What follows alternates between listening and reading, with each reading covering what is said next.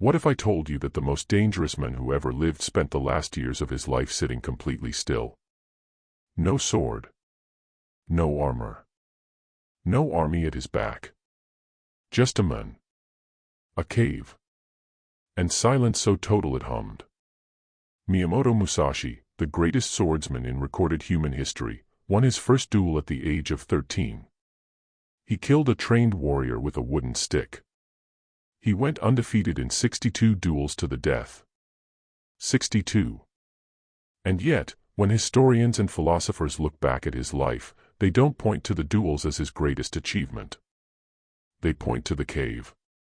They point to the years he spent writing, painting, sculpting, and meditating in near-total isolation, not because he was hiding, but because he had finally understood something that took him a lifetime of bloodshed to learn. That the real battle was never out there. It was always in here. And here is what nobody tells you about Musashi's warrior code: it was never meant to be reached. It was never meant to be completed. It was a horizon, something you walk toward your entire life, knowing you will never arrive, and finding that the walking itself is the point. Most people will spend their entire lives looking for shortcuts to strength. They want the hack. The 5-step system. The morning routine that unlocks peak performance. And in doing so, they will miss the entire teaching. This is a story about what happens when you stop trying to arrive and start learning how to walk. Chapter 1: The Man Who Was Always Winning. His name is Daniel. Daniel is 34 years old. He lives in a clean apartment in a mid-sized city. He has a good job, project manager at a tech firm, the kind of role that looks impressive on LinkedIn and feels hollow at 2 a.m. He wakes up every morning at 6:15, not because he wants to, but because the algorithm of his life demands it. Coffee before the phone. He read that somewhere. So he does it. He is, by every external metric, successful.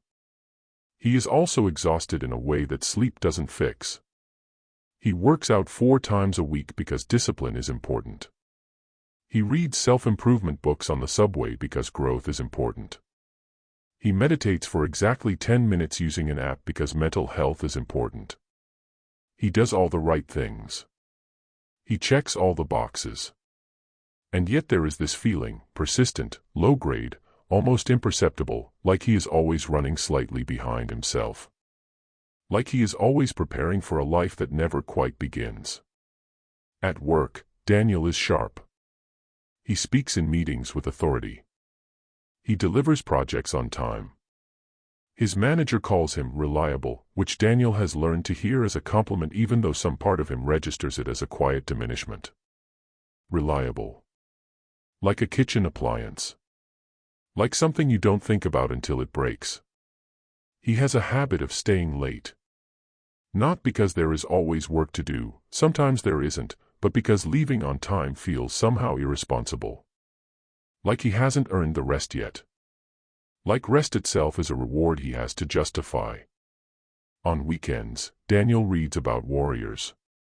He is fascinated by them: samurai, stoics, Spartan soldiers, Navy SEALs. He has a bookshelf lined with books about discipline and mental toughness. He can tell you about the Spartans' Agoj training. He can quote Marcus Aurelius from memory. He has watched every documentary about David Goggins, Jocko Willink, and the Special Forces selection process. He consumes strength the way some people consume fast food, compulsively, hungrily, and without it ever quite satisfying him. Because consuming ideas about strength is not the same as being strong. And deep down, in the place he doesn't let himself look too often, Daniel knows this. The breaking point comes on a Tuesday. It is not dramatic. There is no single catastrophic event. It is smaller than that, and somehow worse for it. Daniel is in the middle of a presentation. Quarterly review. His slides are clean, his data is solid, his talking points are sharp. He has done this 100 times. But somewhere in the 3rd slide, somewhere between the bar chart and the projected growth numbers, something in him just stops. Not physically. His mouth keeps moving. His hands keep gesturing. The words keep coming out in the right order. But inside, behind his eyes, something has gone very quiet. He watches himself perform. He watches himself be reliable, be polished, be everything the room expects. And he feels, for just a moment, just a flash, like a very sophisticated ghost. Like someone haunting their own life. He finishes the presentation. People applaud lightly. His manager says, "Great work." He nods. He goes to the bathroom, runs cold water over his hands, and stares at himself in the mirror for longer than is comfortable. He is not having a breakdown. He is having something quieter and more disorienting than that. He is having the first honest thought he's had in months. I have no idea who I am when I'm not performing. Chapter 2, The Bookstore at the End of the Known World. He doesn't go straight home that night. He walks. No destination, no podcast in his ears, something he almost never does. The city moves around him. Streetlights and strangers and the particular smell of rain on concrete. He walks for 40 minutes before he realizes he's in a part of the neighborhood he's never really explored, even though he's lived here for 3 years. There is a bookstore. Small. The kind that looks like it predates the internet. The kind with a hand-painted sign and a cat sleeping in the window and books stacked in ways that suggest philosophy rather than system. He goes in. He is not looking for anything specific. He just doesn't want to go home yet. He doesn't want to sit in his clean, quiet apartment and feel the full weight of that Tuesday feeling. He drifts through the shelves. History. Philosophy. Eastern thought. His fingers trail the spines of books. He almost buys another book about discipline. Old habit. But then something pulls his eye to a thin, battered volume on the bottom shelf. The Book of 5 Rings. Miyamoto Musashi. He's heard of it. He's probably seen it mentioned in productivity articles. But he's never read it. He picks it up. The pages are yellowed.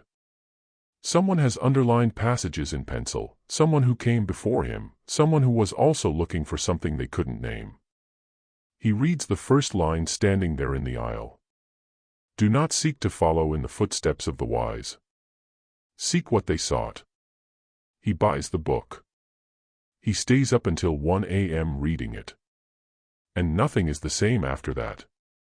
Chapter 3, The Men Behind the Myth. To understand what Musashi was teaching, you have to understand who Musashi actually was, not the legend, but the men beneath it. Born in 1584 in feudal Japan, Musashi grew up in a world where violence was not metaphorical. It was Tuesday. It was the texture of daily life. His father was a martial artist. His childhood was hard in ways that don't translate cleanly into modern language. He fought his first duel at 13 and killed a man nearly twice his age. He won. He kept winning. By his 20s, he was already something approaching myth, the lone swordsman who traveled the country challenging masters and defeating them. He won 62 duels. Not one loss. In an era where a single mistake meant death, he made 62 fewer mistakes than the men across from him. But here is the thing that biographers often gloss over: Musashi was deeply, profoundly unhappy for most of his life. He was restless. He moved constantly. He never married, never settled, never allowed himself the comfort of belonging somewhere.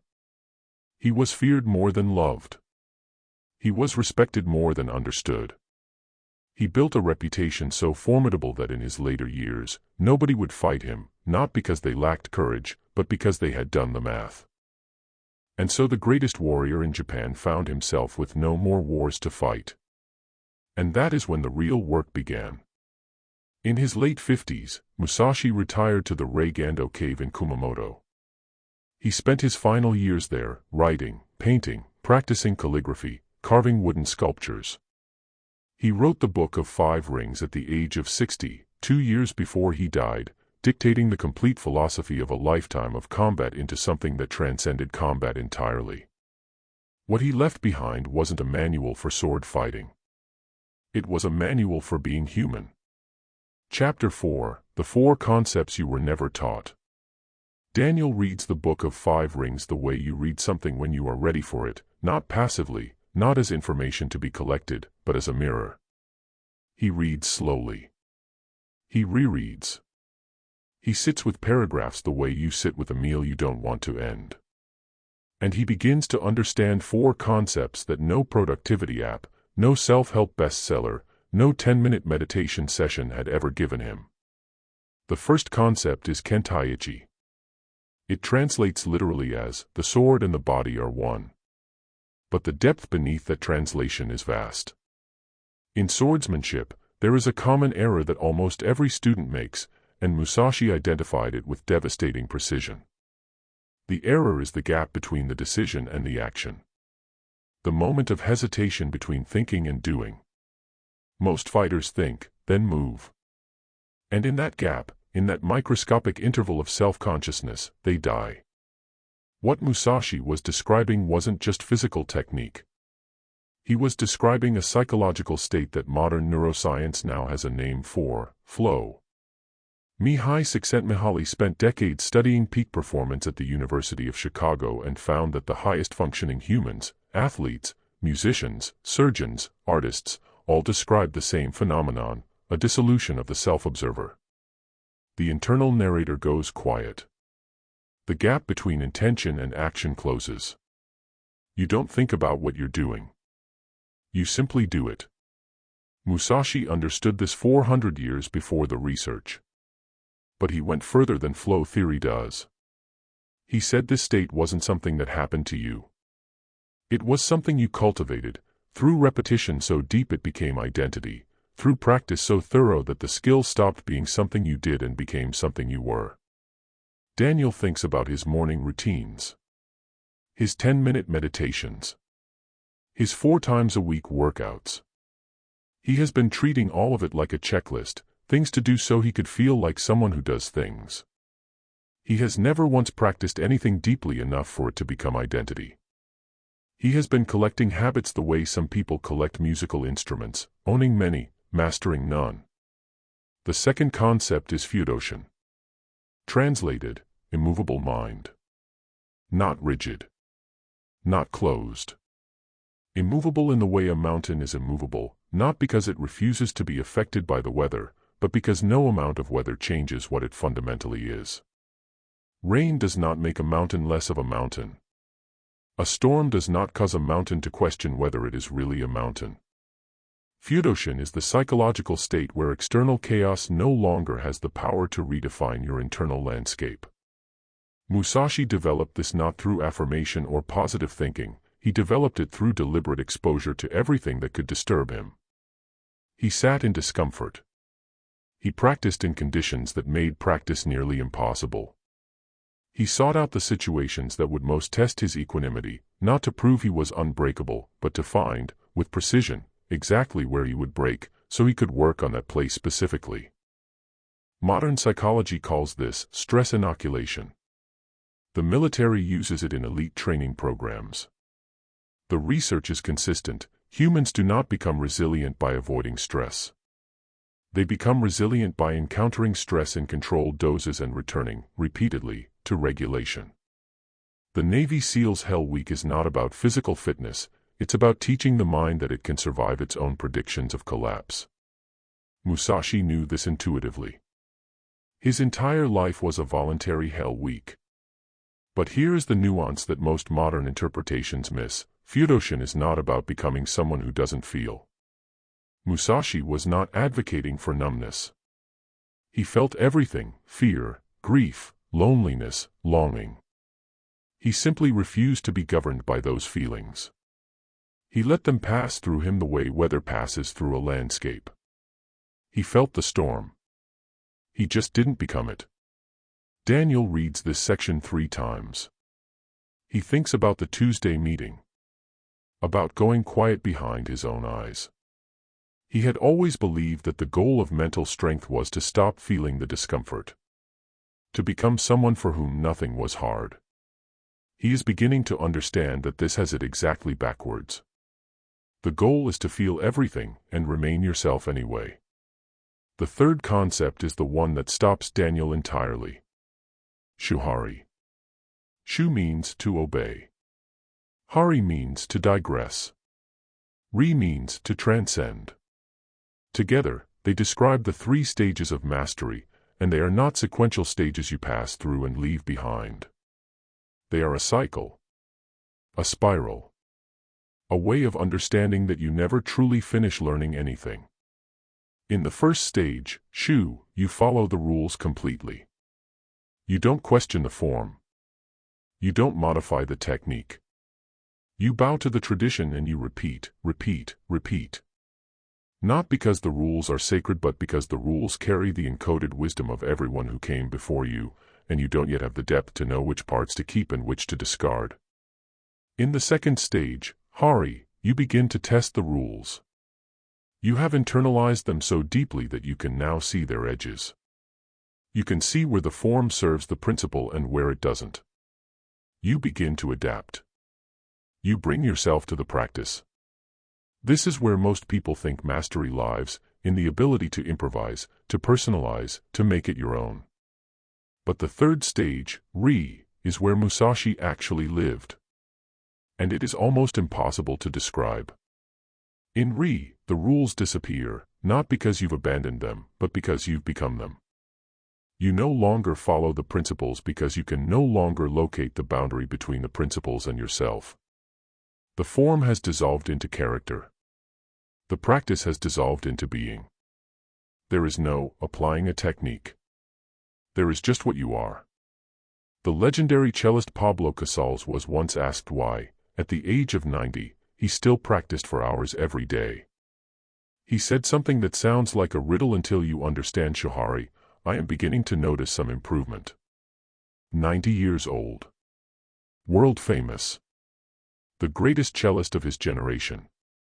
Still at the beginning. This is the terrifying implication of Musashi's code. Mastery is not a destination. It is the permanent condition of someone who has stopped needing to arrive. The fourth concept is Mu. One of the most misunderstood words in all of Japanese philosophy. Translated literally, nothingness. Or emptiness. Or sometimes, the void. Westerners typically hear this and either romanticize it, imagine it as some blissful blank state, or dismiss it as meaningless abstraction. Neither response comes close to what Musashi meant. Mu is not absence. It is potential. Think of it this way, a cup that is already full cannot receive anything new. A mind that is already filled with its own conclusions, its own certainties, its own identity, that mind is incapable of genuine learning. It can only confirm what it already knows. It mistakes recognition for understanding. It mistakes comfort for growth. Mu is the state of the empty cup. The mind that has released its grip on what it thinks it knows, so it can be genuinely available to what it doesn't. Musashi practiced Mu his entire life by seeking out opponents who could beat him. Not easy wins that confirmed his greatness, genuine threats that required him to empty himself of everything he thought he knew about fighting and approach each encounter as if for the first time. This is why he won 62 duels. Not because he was the most physically gifted warrior, but because he was the most genuinely receptive. His ego was not invested in his technique. He held his own skills loosely enough that he could abandon them the moment a better response was required. The Harvard Study of Adult Development, the longest-running longitudinal study in history, spanning 80 years and multiple generations, found that the single greatest predictor of well-being in late life was not success, not wealth, not even health. It was the quality of a person's relationships with uncertainty. The people who aged most gracefully were those who had learned to hold their sense of self lightly, who could say, "I don't know," without experiencing it as a threat.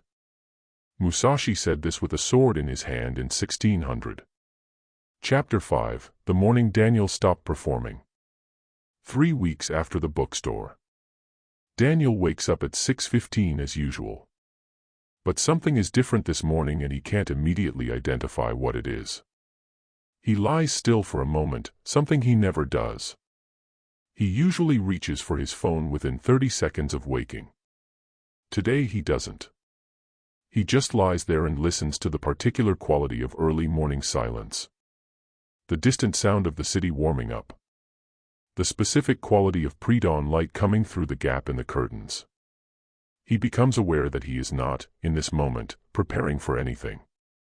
He is just here. He makes his coffee slowly. He doesn't measure. He doesn't optimize the ratio. He boils water, adds coffee, waits, and pays attention to the smell the way you pay attention to something you know you won't always have. He sits at the kitchen table, not at his desk, not with his laptop, just at the table, with the cup between his hands and the quiet morning around him. He is practicing Mu without knowing that's what he's calling it. He goes to the gym. He has always gone to the gym with a program, a spreadsheet, a progression, a set of metrics he is trying to move in a particular direction. Today he leaves the spreadsheet at home. He warms up. He pays attention to what his body actually wants to do. Not what the algorithm says. Not what the program prescribes. He moves. He stays with each movement long enough to actually feel it, the specific sensation of muscles contracting, the texture of effort, the particular quality of breathing that tells him he is working at exactly the right edge. He stays longer than usual. Not because he is trying to. Because he is not watching the clock. At work, something has shifted in the texture of his presence. He is in a meeting, another quarterly review, similar to the one that broke him open. But this time, when he is talking, he is actually talking. Not performing. Not running a script. He says something he hadn't planned to say, a genuine observation, slightly uncertain, slightly incomplete, and the room responds to it differently than it responds to his polished presentations. Someone leans forward. Someone else nods slowly. His manager asks a follow-up question that suggests she actually heard him. After the meeting, a colleague stops him in the hallway.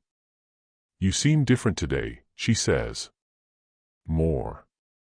"I don't know." Present. He doesn't know what to say to that. So he just nods. But walking back to his desk, he feels something he hasn't felt in longer than he can remember. He feels like himself. Chapter 6, The Unreachable Code and Why That's the Point. Here is what Musashi understood that made him genuinely different from every other warrior of his era, and from every productivity guru, every motivational speaker, every peak performance coach of ours. He understood that the purpose of a code you cannot fully reach is not to frustrate you. It is to free you. The moment you believe you have arrived, the moment you decide you have achieved enough discipline, enough skill, enough strength, you have, in that exact moment, begun to decline. Certainty is the beginning of stagnation. Completion is the beginning of death. The warrior code Musashi described in the Book of Five Rings is deliberately, architecturally unreachable. Not because he was sadistic. Not because he wanted to keep his students hungry. But because he had discovered, through 62 duels and decades of solitude, that the quality of aliveness he was seeking could only be found in the act of seeking itself. Think about the people in your life who have truly suffered. Not people who've had hard things happen to them. Everyone has hard things happen. But people who seem genuinely broken by their circumstances. Look closely, and you'll often find a single common thread. They had found their arrival point, they had decided this is where I should be, and then life moved without asking their permission. The suffering wasn't the loss itself. It was the collision between what they had decided reality should be and what reality actually was. Now think about the people in your life who seem most genuinely alive. The ones who, regardless of what's happening around them, seem to carry something stable inside them, not happiness exactly, not the absence of struggle, but something more durable than either of those things. Something like groundedness. Something like presence. Look closely at those people too. You'll almost never find complacency. You'll find people who are still curious, still learning, still, in some fundamental way, reaching. This is Musashi's code made flesh. The researcher Carol Dweck at Stanford spent decades studying what she called the growth mindset, the difference between people who believe their qualities are fixed and people who believe their qualities can be developed. The fixed mindset people performed worse over time, gave up more quickly, and experienced failure as an indictment of their fundamental worth. The growth mindset people treated failure as data, stayed longer with difficulty, and achieved more by almost every measure. But Musashi goes beyond growth mindset. Growth mindset is still, in a sense, destination-oriented. You're growing towards something. You're developing in a direction. Musashi's code asks you to release even that attachment, to grow not toward a goal but as a fundamental expression of being alive. To be someone for whom the quality of attention you bring to each moment is not a means to an end but the end itself. This is why the code is unreachable. Because it can only be inhabited. It cannot be achieved. Chapter 7: The Cave and the City. Musashi spent his final 2 years in a cave. Not because the world had defeated him. Not because he had given up on it. But because he had finally, after a lifetime of seeking externally, understood that the last frontier was internal. That the cave wasn't a retreat. It was an advance into the only territory he hadn't fully explored. He painted in that cave. He carved wood. He wrote. He sat in silence for hours and did nothing, which is perhaps the hardest thing a warrior can do, the thing that requires more courage than any duel, because in the silence there is no opponent to focus on. There is only yourself. The accumulated weight of a life. The unresolved questions. The things you couldn't outrun. He called this practice do nothing. But it wasn't nothing. It was everything. It was the practice of being present with the full experience of being alive without requiring that experience to be anything other than what it was.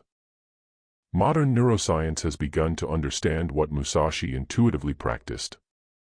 The default mode network, the part of the brain that activates when we are not focused on a specific task, is not a resting state. It is an integrating state. It is the brain processing, consolidating, connecting. It is where creativity lives. Where insight emerges.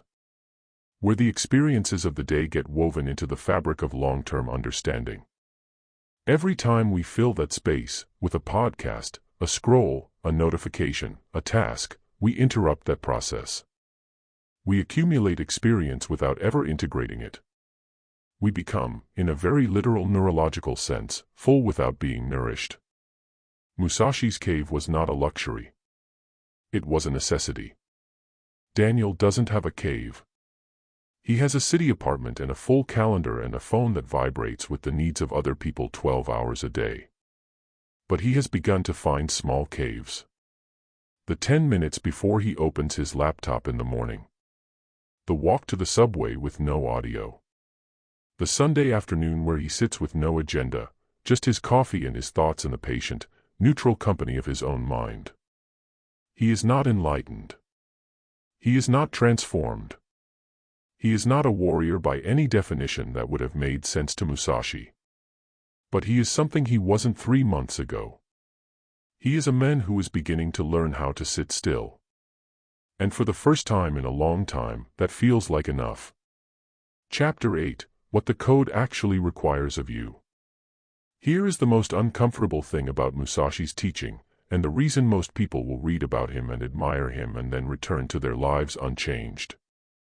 The code requires nothing extraordinary. That is what makes it so difficult. It doesn't require you to be exceptionally gifted. It doesn't require special circumstances. It doesn't require you to have survived something dramatic or to have been born with unusual capacity. It requires only the willingness to do ordinary things with extraordinary attention, every single day, for the rest of your life. Musashi didn't become who he was because he was born with something other people lacked. He became who he was because he refused to be casual about his own existence. He brought his full self to every practice, every encounter, every moment of solitude. He treated the small things, the grip on a wooden sword, the placement of a foot, the preparation of a brush for calligraphy, as if they mattered completely. Because he understood something that most people only theorize about, that the quality of attention you bring to small things is identical to the quality of attention you bring to everything. You cannot compartmentalize presence. You are either developing the capacity for it or you are not. Every moment is practice. This is the terrifying and liberating implication of the code. Every moment is practice. The way you wash the dishes. The way you listen when someone is talking to you. The way you respond to the first irritation of the morning. The way you sit at your desk when no one is watching. The way you treat the hours that don't feel important, the hours between the hours, the ordinary Tuesdays that seem to be the filler between the moments that count. Musashi would tell you, those are the moments that count. Those are the ones that determine who you actually are, rather than who you perform being when the stakes are visible. The code asks you to collapse the distance between who you are in public and who you are in private. To become someone so internally consistent that there is no meaningful difference between how you show up when you are seen and how you show up when you are not. This is the scariest version of strength because it cannot be faked. Not long-term. Not in the cave. Chapter 9, The Painting on the Cave Wall. In his final days, Musashi made a painting. Not a painting of battles. Not a painting of glory. A painting of a bird on a branch, a small, sparse ink painting in the Japanese style called sumie, where the white space is as important as the marks, and the restraint of the artist is visible in every brushstroke. The painting is simple. It is almost nothing. And yet scholars have been studying it for 400 years. What they study is the quality of attention visible in each mark. The brush touched the paper with a specificity that suggests complete presence, not a man performing calligraphy, not a great warrior demonstrating a hobby, but a human being in genuine contact with this exact moment, this exact gesture, this irreducible instant of being alive. The bird is not anatomically perfect. The branch is not realistically rendered. Musashi was not trying to reproduce reality. He was trying to be present within it. This is what the cave gave him. Not isolation. Not distance. Not the absence of the world. But the ability to be completely inside each moment, one at a time, without the future bleeding into the present, without the accumulated weight of the past making the present unavailable. This is what he was trying to give us in the Book of 5 Rings. Not a strategy for winning. A strategy for being present. For being, in each moment, fully what you are. Because a man who is fully what he is, completely present, completely himself, completely here, is the most formidable thing in the world. Not because he cannot be defeated, but because he cannot be disturbed from himself. And there is nothing more dangerous, and nothing more peaceful, than a person who has found their way back to themselves and refuses to leave. Outro, a way of being, not a thing to do. Musashi died in 1645, 2 weeks after completing the Book of 5 Rings.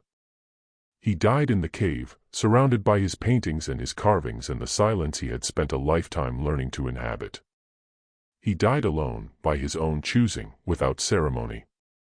There is no record of what his final words were, or whether he had any. There is only the book. And the painting of the bird. What he left us is not a to-do list.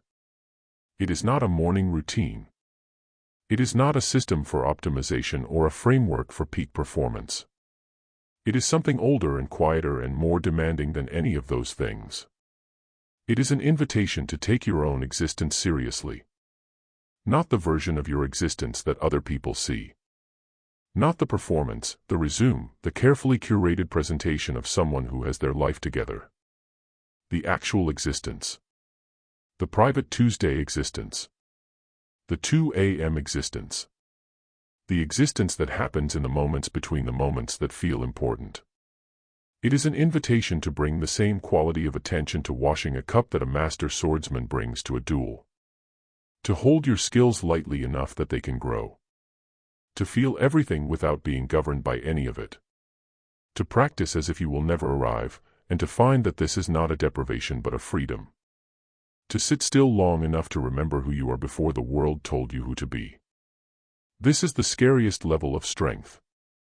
Not because it requires something superhuman, but because it requires something most of us have been trained out of, the willingness to be ordinary, attentive, and completely present in a world that rewards performance, speed, and the appearance of certainty.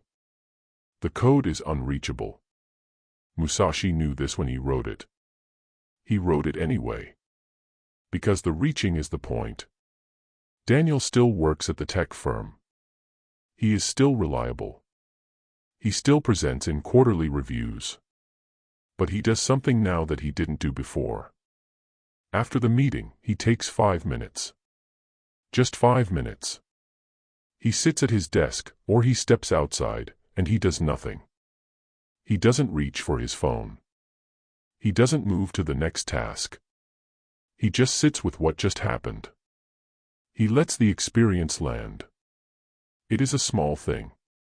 Almost nothing. Miyamoto Musashi would probably have found it insufficient. But Musashi also said, "Do not seek to follow in the footsteps of the wise. Seek what they sought."